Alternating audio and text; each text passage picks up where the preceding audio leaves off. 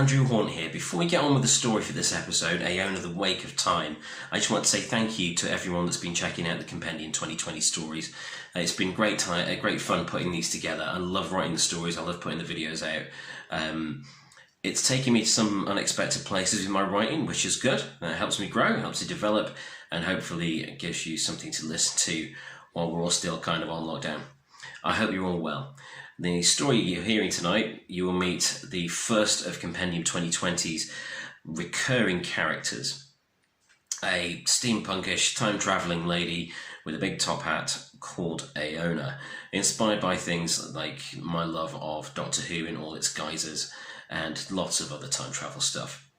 But yeah, thank you so much for everyone that's for listening to these shows, watching the videos and checking out the stories. It really means a lot to me. I hope you enjoy meeting Aeona.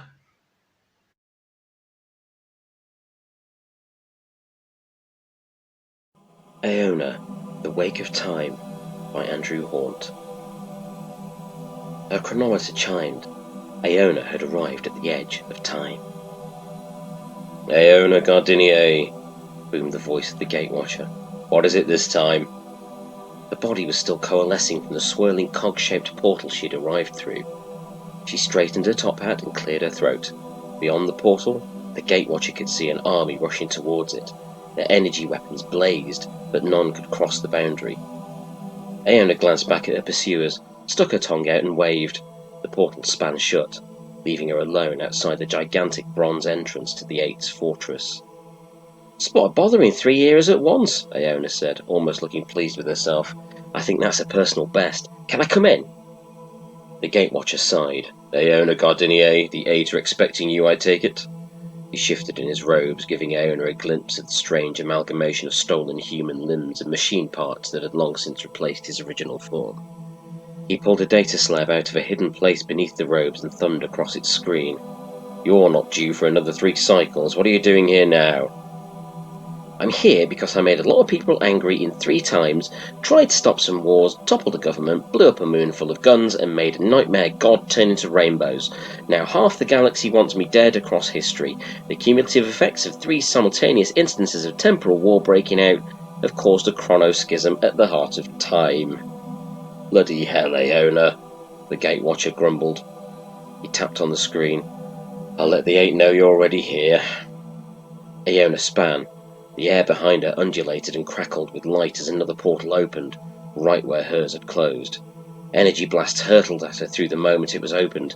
The armies were almost upon her, and at their forefront she saw one of the number had a temporal disruptor, clearly tuned to the portal she had escaped through. 2 more portals erupted either side of the first. Armies stretched out to the horizon of distant worlds. Ships and tanks and huge bipedal robotic monstrosities marched closer. Shots zinged past her as she ducked, one blasting straight through her top hat and almost setting her violently red hair alight. The gatewatcher sighed and raised his personal shield. Shots zinged past her as she ducked, one blasting straight through her top hat and almost setting her violently red hair alight. The gatewatcher sighed and raised his personal shield. Shots bounced off it, burning black marks into the outer walls of the fortress. He swiped control on his wrist and the heavy doors moved apart. "In you go," he said with a heavy sigh. "Don't make a habit of this." Aeona grinned and bounded into the fortress with a trilling, "Thank you!" Night fell, and as it did, the grounds surrounding the fortress of the Eight became ever more crowded. The purple sky was blackened by countless warships and drones from different worlds. Chance had built into madness, and energy weapons battered the outer walls of the complex, chipping away at shields and heavy walls of steel coated in layers of randomized time. Targeting beams danced over the main spire at the heart of the complex. The armies of time knew their prey was within. After generations of chasing her down, they had Aeona trapped. "The fortress is surrounded by your enemies," said one from her levitating throne. "They have traversed galaxies, times, dimensions, all to chase you down once and for all. You have brought this upon yourself, Aeona." The rest of the Eight hovered in silence, glaring down at the hyperactive form of Aeona. Smoke curled up from the hole in her hat. What was I supposed to do? Just flit around watching history unfold like a big TV? How could I do that when so many people needed helping? The order of things has been twisted now, said two from his own throne. Your interference has caused ripples through time, a wake that has affected much of reality. I wasn't going to let so many innocent people die. Wherever I went, I found suffering, I found wars and killers and maniacs, many of which were there in the wrong time periods of the wrong universe entirely. I stand by what I did. Then consequences must be faced, said three, from behind his magnificent beard, the grey mass shaking as he spoke. The choice is clear. You either face judgment by the eight, or you face your enemies out there. Hear, hear, said all of them around her. Aeona poked her tongue out at three, then began to pace. So you, the guardians of time and space, allow me, a lowly bit of mischief with wicked style, to go unchecked while I have adventures for decades across all of reality. Then I come here looking for a bit of help with a few disgruntled natives. A few? Thor barked from her vantage point. Okay, bloody loads of disgruntled natives, Aeona said. And you decide to tell me I've been in the wrong since day one? One scowled. Aeona, we have been there with you every step of the way. Did you know that? Aeona patted her smoking hat distractedly. Hey? Oh, yes, that. Don't think I hadn't noticed you in corners and hanging around in orbit in those silly spheres you have. I know what you've been up to. No, you don't, growled Five. Aha, Aeona grinned, pointing at the grizzled man floating to her right. So you have been up to something. One scowled and stood from her throne, staring down at Aeona from the floating platform it sat upon. You are trouble, Aeona, and we took steps throughout history to ensure you did not break the Compendium entirely. She raised her hands and holographic displays leapt into being around the vast hall. Images of the warriors and vehicles and generals and hatred outside the fortress illuminated the structure. Central, one called to the AI of the fortress. Identify these people. Certainly, one, came the serene, echoing voice of Central. The armies surrounding the fortress at present number approximately 200,812, yet they are not what they seem. They are the eight. Numbers began to glow over the people surrounding the complex, showing which of the eight they were made from. Aeona stepped back, horrified. She looked at the faces on the displays. It made sense. Her enemies across time and space, the monsters and tyrants she had faced for so long, all of them were the eight themselves. And she had ended up here at their stronghold with no way out. Oh dear. Oh bugger. Armies gathered from across realities, one said with a grin. Armies made of the eight of us from different periods, different species, but always the eight of us. The battles you fought all of your life, they were against us, your masters. Why? Just tell me why. I deserve that much. Because time is ours, barked two. You and your meddling came close to breaking our grip on all things. Freedom? It would be chaos. We are the rightful heirs of time. You had to be observed. If others followed you, became like you, then our pupil would become our enemy. Aeona thought about this for a moment. Seems to me you always saw me as your enemy anyway. The eight was silent. The adventurer raised a middle finger to them. Swivel, she said. She marched out of the auditorium.